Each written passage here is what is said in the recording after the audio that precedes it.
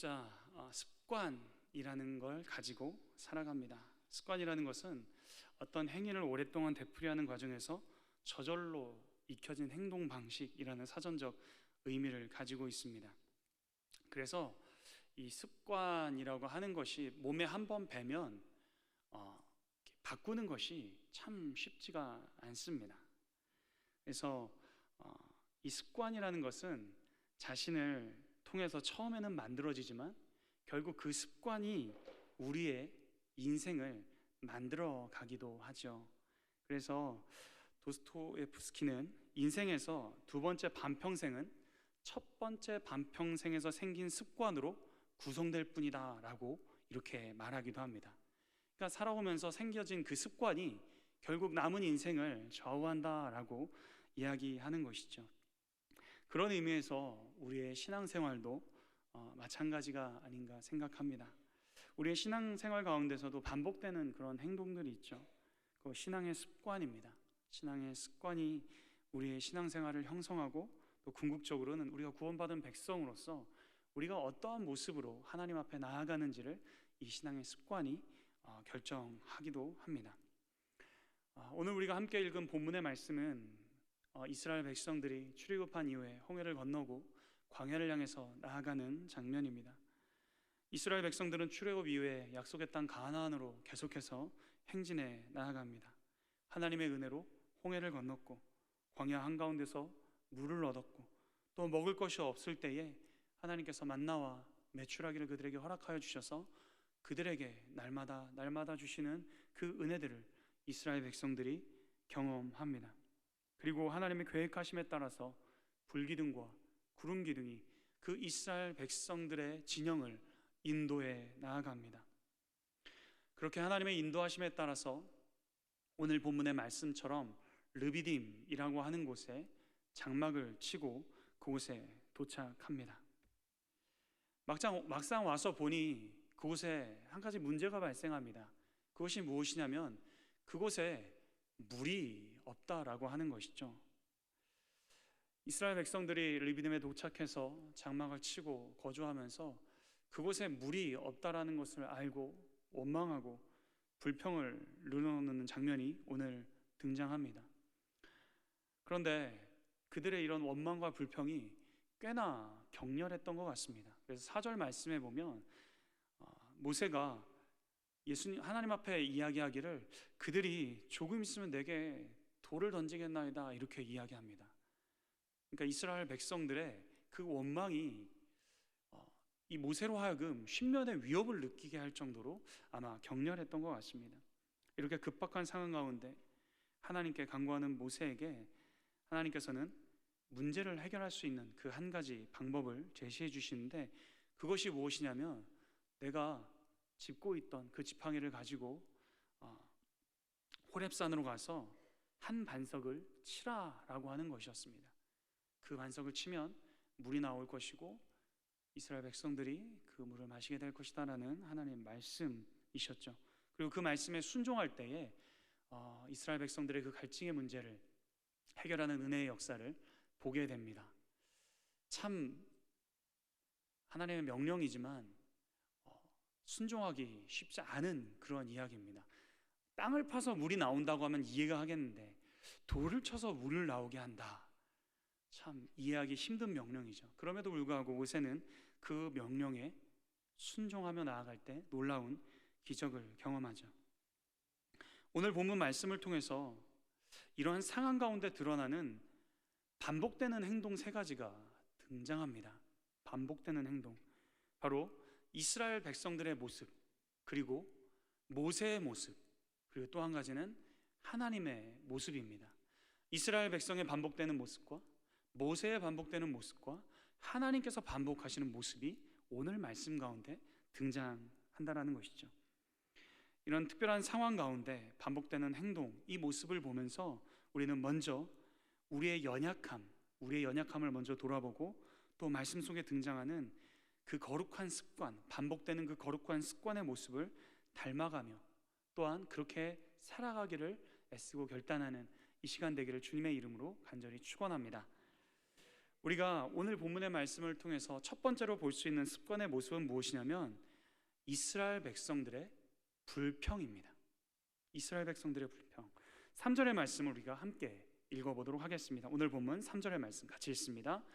거기서 백성이 목이 말라 물을 찾으매 그들이 모세에게 대하여 원망하여 이르되 당신이 어찌하여 우리를 애굽에서 인도해 내어서 우리와 우리 자녀와 우리 가축이 목말라 죽게 하느냐.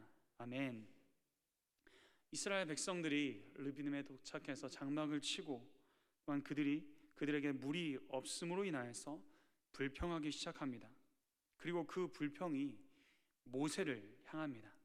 그리고 말하기를 과거에 우리가 애굽에 있을 때는 죽을 정도는 아니었는데 왜 굳이 우리를 이 광야로 끌고 와서 왜 여기서 우리를 죽게 하느냐라고 불평하죠. 물이 풍족하지 않은 땅에서 노예 생활을 그리워할 정도로 이스라엘 백성들이 애굽에서 그렇게 풍족하게 살아갔던 것이 아니었을 텐데 그들은 애굽에 있을 때를 이야기하면서 원망하고 불평합니다. 그런데 이스라엘 백성들의 이러한 불평과 원망이 이상하게 낯설지 않게 들려집니다. 왜일까요? 이스라엘 백성들은 이미 이런 식의 불평을 했었기 때문입니다. 이미 이러한 불평을 그 전에도 했었던 것이죠. 출애굽기 16장 3절의 말씀에 보면 이렇게 이야기합니다.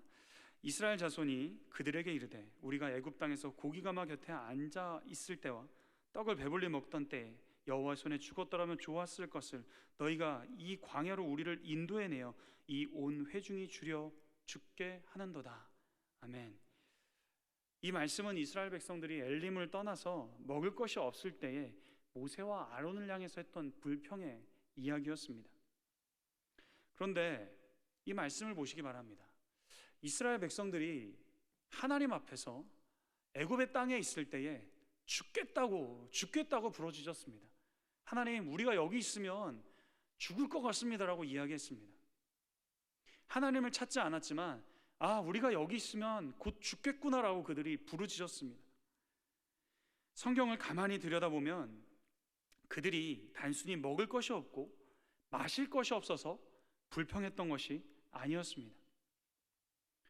사람들은 지금 당장 어려움을 당하면 그 어려움을 이겨낼 수 있도록 과거의 추억을 아름답게 포장한다고 합니다.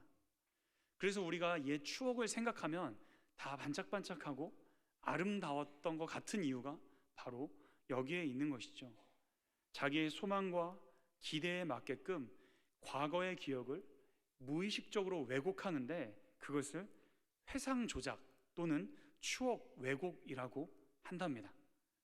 자신의 망상체계를 유지하기 위해서 과거의 경험에 실제하지 않았던 사항들을 끼워 넣으면서 그렇지, 옛날엔 참 좋았는데, 옛날엔 참 나쁘지 않았었는데 라고 생각하며 지금보다 옛날이 낫었다고 계속 끊임없이 생각하는 것이죠.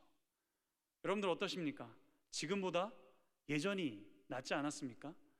생각해보면 과거에 집에 다 금송아지 한 마리씩 있었고, 다 과거에 나는 잘 나갔었고, 다 과거에 나는 부족하지 않았던 것 같았습니다. 지금 이스라엘 백성도 동일한 행동을 하는 것이죠. 그들은 언제나 애굽을 횡상하면서 그때가 좋았다라고 이야기합니다. 우리가 고기가마 곁에 있었고 떡 곁에 있었고 우리가 그때는 배부르게 먹고 그때는 그래도 살만했었다라고 그들은 이야기합니다. 그런데 여러분들, 우리가 알고 있는 것처럼 말씀을 보시면 이스라엘 백성들 출애굽하기 전에 애굽에서 그렇게 좋지 않았습니다. 죽겠다고 하나님 앞에 부르짖었고요, 그들의 삶 가운데 부르짖었습니다. 그래서 하나님의 그들의 부르짖음을 들으시고 그들에게 긍휼을 베풀어 주시고 그들을 불쌍히 여기사 그들에게 언약하신 그 약속을 기억하시고 그들을 출애굽시켜 약속의 땅으로 인도해 나가셨던 것이죠. 그들에게 은혜를 베푸시고 상상도 못할 기적을 베푸시고 은혜를 베푸셔서 그들을 인도하고 계신 것입니다. 그런데 그들은 하나님의 은혜를 기억하지 못하고 불만하면서 그때가 좋았다라고 이야기하고 있는 것이죠. 이 이스라엘 백성들의 불평은, 이 반복되는 불평은 당장 맞닥뜨린 이 상황을 바라보면서 하나님을 신뢰하지 못하는 불신의 모습을 그대로 보여주고 있습니다. 그래서 오늘 읽은 본문의 말씀 7절에 이스라엘 백성들의 죄악된 모습을 이렇게 설명하고 있습니다. 오늘 본문 7절의 말씀을 우리 함께 읽어보도록 하겠습니다. 7절 말씀 같이 읽습니다. 그가 그곳 이름을 마사 또는 무리바라 불렀으니 이는 이스라엘 자손이 다투었으며 또는 그들이 여호와를 시험하여 이르기를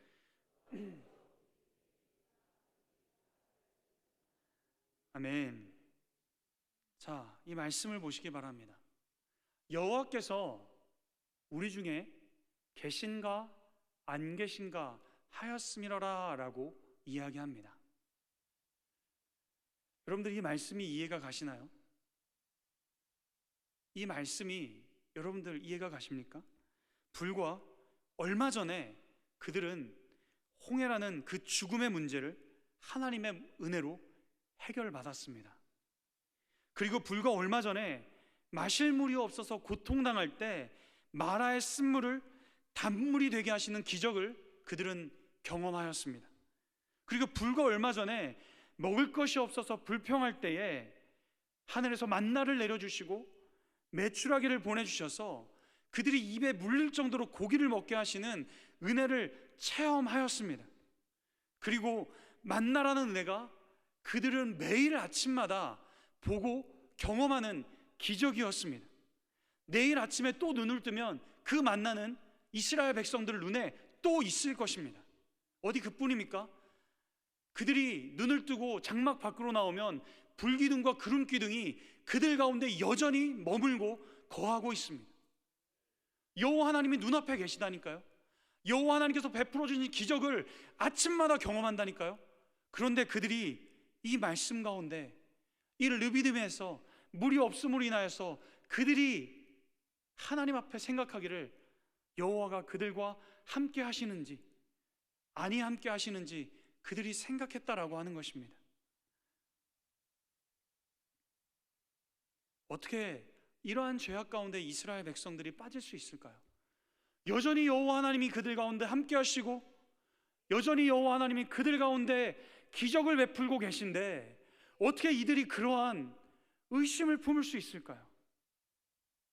그 이유는 이스라엘 백성들이 계속해서 그들의 눈앞에 닥친 현상만을 바라보고 있기 때문입니다.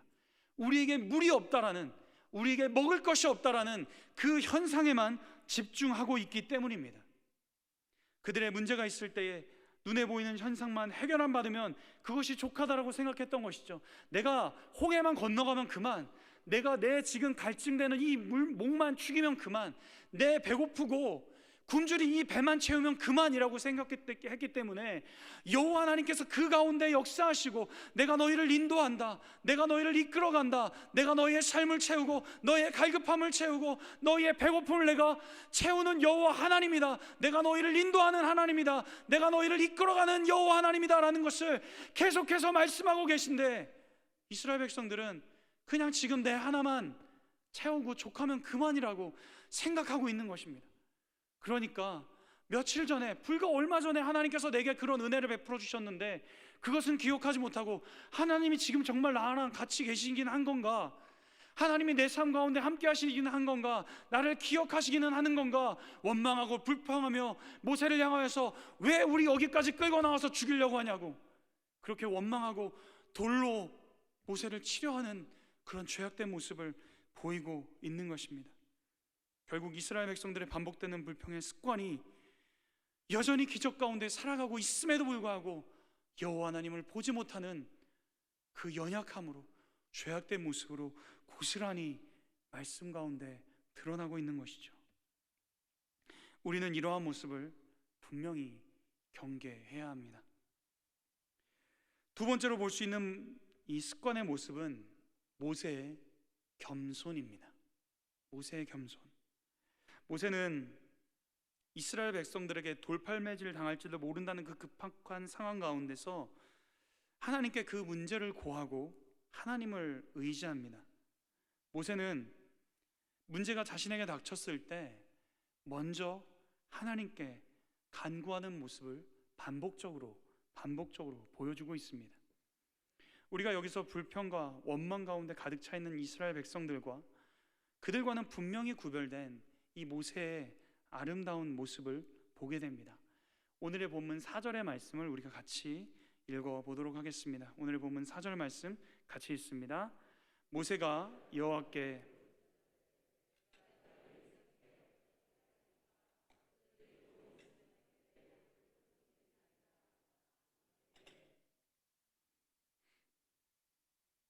이 상황 가운데 모세가 어떻게 기도하고 있습니까? 주님, 제가 이 백성을 어떻게 하리까 이렇게 기도하죠. 말씀을 묵상하면서 좀 너무 싱거운 기도가 아닌가? 라는 생각을 했습니다. 이런 상황이 되면 모세가 어떻게 기도하는 것이 맞을까요? 하나님, 백성들이 여전히 하나님의 살아계심을 믿지 못하고 지금 물이 없는 것 때문에 하나님을 의심하고 있습니다. 하나님께서 우리 가운데 불기둥과 구름기둥보다 더 멋지고 더 화려하고 더 영광스러운 모습으로 오셔서 하나님이 어떠한 분이신지 보여주시고 시원하게 그들에게 물을 주셔서 이스라엘 백성들이 꼼짝없이 하나님 살아계심을 고백할 수 있도록, 확신할 수 있도록 주님 멋진 기적 한번 허락해 주시옵소서. 이런 기도 하면 되지 않을까요? 그런데 모세의 기도는 어떻습니까? 내가 이 백성을 어떻게 하리까? 라고 하나님께 질문합니다. 모세는 자신의 경험과 자신의 지식을 가지고 하나님께 어떤 해결 방안을 제시하지 않습니다. 반대로 하나님, 제가 어떻게 하면 좋겠습니까? 라고 하나님께 질문하죠. 모세가 평온한 상황이라서 이렇게 질문한 게 아니었습니다. 우리가 함께 말씀을 보았듯이 지금 이스라엘 백성들이 원성이 자자해서 지금 까딱 잘못하면 모세는 돌을 맞게 생겼습니다. 이런 급박한 상황에 어찌 보면 정말 싱거운 것처럼, 태평한 것처럼 주님, 제가 어떻게 했으면 좋겠습니까? 이 백성에 대해서 내가 어떻게 하리까? 라고 하나님 앞에 질문하죠. 방법을 자신이 제안하는 것이 아니라 하나님께서 주시는 방법을 겸손히 모세는 기다리고 있습니다. 모세가 오늘 말씀을 통해서 반복적으로 우리에게 보여주고 있는 모습은 바로 이 겸손하게 온전히 하나님을 의지하는 모습입니다. 이스라엘 백성 중에 하나님의 마음에 대해서 누구보다 잘 알고 있는 사람이 바로 모세였습니다.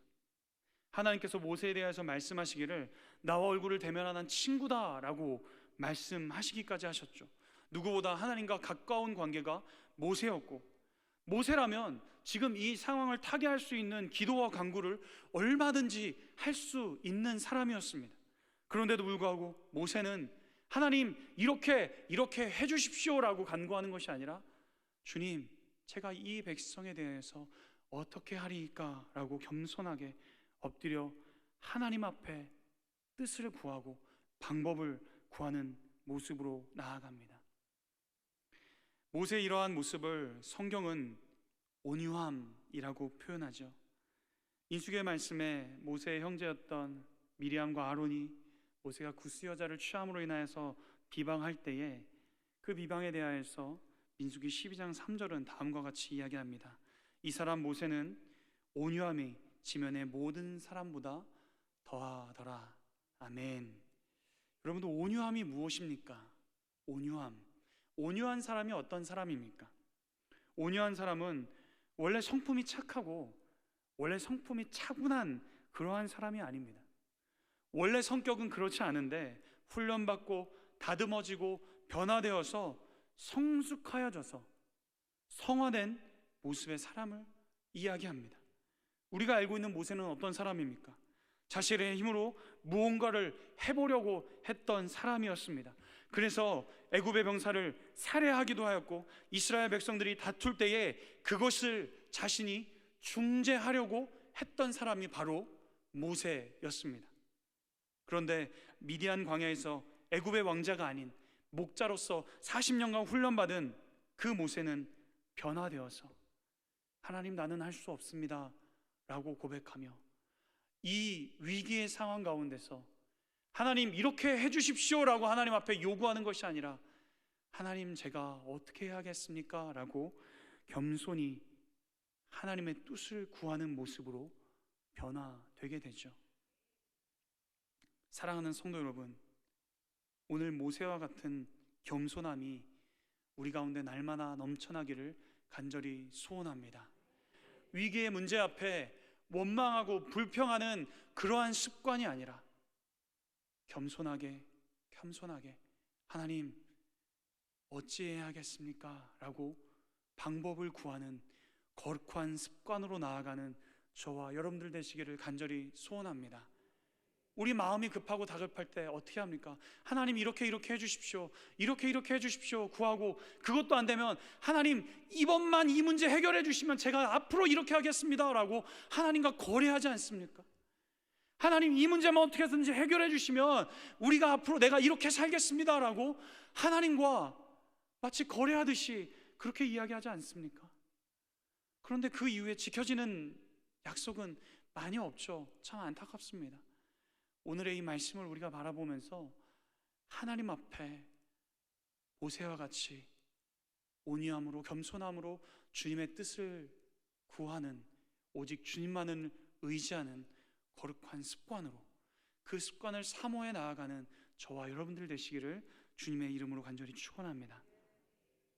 마지막으로 세 번째 볼 수 있는 습관의 모습, 그것은 우리를 향하신 하나님의 사랑입니다. 습관의 모습이라고 하기에는 참 이상하죠. 그런데 하나님은 날마다 이런 원망하는 이스라엘 백성들을 향하여 이 사랑의 모습을 반복적으로 보여주고 계십니다. 어찌 보면 오늘 우리가 같이 사모하자라고 이야기하는 이 거룩한 습관의 원인이, 그 이유가 바로 하나님의 이 사랑, 반복적으로 허락해 주시는 이 사랑의 근거를 두고 있습니다.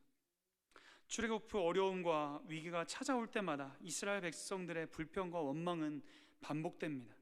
그럼에도 불구하고 하나님께서 이스라엘 백성들의 그 연약함, 그 400년 동안 종살이하며 고통당했던 이스라엘 백성들의 그 연약함을 너무나도 잘 아시기 때문에 그들의 문제를 해결해 주시고, 또 해결해 주시면서 그들 가운데 인도하시는 그 여호와 하나님을 깨닫기를 기다리시며, 또한 그 하나님이 어떤 분이신지를 계속해서 보여주십니다.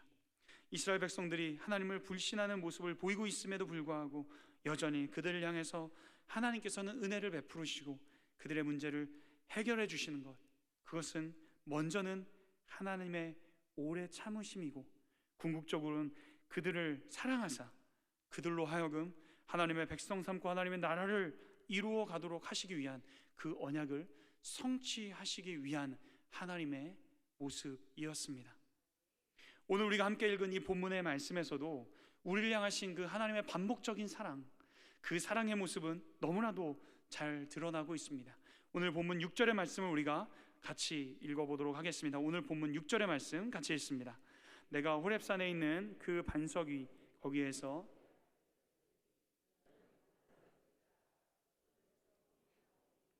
백성이 마시리라. 모세가 이스라엘 장로들의 목전에서 그대로 행하니라. 아멘. 하나님께서 모세에게 알 수 없는 그러한 명령을 내리시죠. 그 명령은 호렙산에서 한 반석을 치라라고 하는 것입니다. 아까 말씀드렸듯이 땅을 파서 물을 내는 것도 아니고 생뚱맞게 돌을 쳐서 거기서 물을 내겠다라고 말씀하시는 것이죠. 그런데 더욱 이상한 것은 무엇이냐면, 하나님께서 말씀하시기를 내가 그 반석 위에 서겠다라고 이야기하십니다. 그리고 그 반석 위에 내가 서겠으니 모세, 너는 그 반석을 쳐라 라고 말씀하시는 것이죠. 결국 모세가 그 반석을 치는 것은 그 위에 계신 하나님을 치는 것과 마찬가지의 상황인 것입니다. 감히 하나님을 친다니요. 도저히 이해할 수 없고 알 수 없는 그러한 명령입니다. 모세를 향한 이 명령이 무엇을 보여주고 있습니까? 자신을 희생하셔서 그 백성을 구원하시고 그 백성의 갈급함을 채우시는 하나님의 구원, 그 사랑을 우리에게 보여주고 있습니다. 그런데 하나님께서 자신을 희생하시면서까지 그 백성들에게 생수를 내어주시고 그들을 사랑하시는 모습은 이곳 르비딤에서만 단회적인 이벤트로 보여주시는 것이 아니었습니다. 그 희생은 시간이 흘러 예수 그리스도의 십자가 죽으심으로 우리에게 다시 한 번 더 보여주고 계시죠. 반석을 쳐서 물을 내시는 이 사건은 자신을 친히 희생하셔서 자기의 백성을 구원하시는 예수 그리스도의 십자가 사랑을 상징적으로 보여주는 것입니다. 이것은 단지 눈에 보이는 문제를 해결하는 것뿐만 아니라 그 백성의 모든 죄의 문제를 해결해 주시고 영원한 생명의 물, 그들이 목마르지 않는 영원한 생명의 물을 주시기 위하여서 주님께서 우리에게 베풀어 주시는 놀라우신 사랑과 은혜였습니다. 요한복음 4장 13절로 14절의 말씀 우리가 함께 읽어보도록 하겠습니다. 같이 읽습니다. 예수께서 대답하여 이르시되 이 물을 마시는 자마다 목마르려니와 내가 주는 물을 마시는 자는 영원히 목마르지 아니하리니 내가 주는 물은 그 속에서 영생하도록 솟아나는 샘물이 되리라. 아멘. 반석에 선 자신을 치라 명령하시는 그 하나님의 사랑, 그 사랑을 모세도 보았고 이스라엘의 장로들도 보았고 증인이 됩니다. 그렇게 터져나온 물은 이스라엘 백성들의 그 갈급함을 해결하기에 충분한 것이었습니다. 그러나 그 물은 다시 목마를 수밖에 없는 물이지만 십자가를 통해 우리에게 주시는 그 물은 영원한 생명, 우리의 영혼을 살리며 우리의 영원한 갈급함을 해결해 주시는 생명의 물인 줄 믿습니다.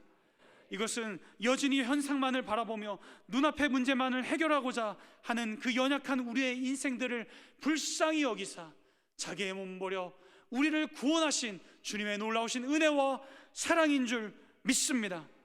그 하나님께서 미련하리만치 반복적으로 우리를 사랑하시고 또 사랑하시고, 하나님 정말 계십니까? 하나님 정말 계십니까? 하나님을 모르고 하나님을 알지 못하여서 의심하고 또 의심하는 우리의 인생들 가운데 다시 찾아오셔서 우리에게 주시는 영원한 사랑인 줄 믿습니다. 그 사랑이 아니면 우리가 어떻게 살겠습니까? 그 하나님의 반복적이고 그 미련하리만치 반복적인 사랑이 아니면 우리가 어떻게 이 땅에서 살겠습니까? 사랑하는 성도 여러분, 모세의 그러한 거룩한 습관은 하나님께서 허락하신 이 사랑의 모습에 있는 줄 압니다. 사랑하는 성도 여러분, 우리의 삶의 모습은 어떻습니까? 이스라엘 백성들처럼 하나님을 온전히 믿지 못함으로 불평하고 원망하는 모습은 아닙니까? 우리가 오늘의 말씀을 기억하며 먼저 그러한 우리의 연약함을 주님 앞에 고백하고 모세와 같이 힘들고 어려운 상황 가운데 이해가 되지 아니한다 할지라도 주님을 의지함으로, 주님, 주님의 뜻이 어디 있습니까? 주여, 내가 이 백성에게 어찌 행하리이까? 주님의 뜻을 구하며 겸손히 주님만을 의지하는 모습으로 나아가기를 간절히 소원합니다. 내 삶에 닥친 어려움과 현상만을 바라보면 우리는 넘어질 수밖에 없죠. 정말 주님이 계실까? 정말 주님이 내 삶 가운데 역사하실까? 라는 의문이 들지만 우리의 삶 전체를 놓고 볼 때 우리의 삶을 여전히 하나님의 그 거룩한 땅, 그 땅으로, 약속의 땅으로 인도해 가시는 그 주님의 사랑을 우리가 알 때에 지금 비록 이 문제가 우리를 넘어뜨리는 것 같이 우리의 갈급하게 할지라도 결국에는 하나님께서 우리를 그 약속의 땅으로 인도하사 영원한 생명을 누리며 영원을 천국을 누리게 하실 것을 우리가 믿으며 나아갈 때에 그 하나님 앞에 우리가 그 거룩한 습관으로 주님을 의지하며 나아갈 수 있는 줄 믿습니다. 우리가 그렇게 하나님 앞에 거룩한 습관을 사모하며, 하나님, 우리가 온전히 주님 의지하게 하여 주시옵소서, 온전히 주님만 바라보게 하여 주시옵소서, 그 주님의 은혜 가운데로 나아갈 수 있도록 도와주시옵소서 바라고 소원하며 기도하는 저와 여러분들 되시기를 주님의 이름으로 간절히 축원합니다.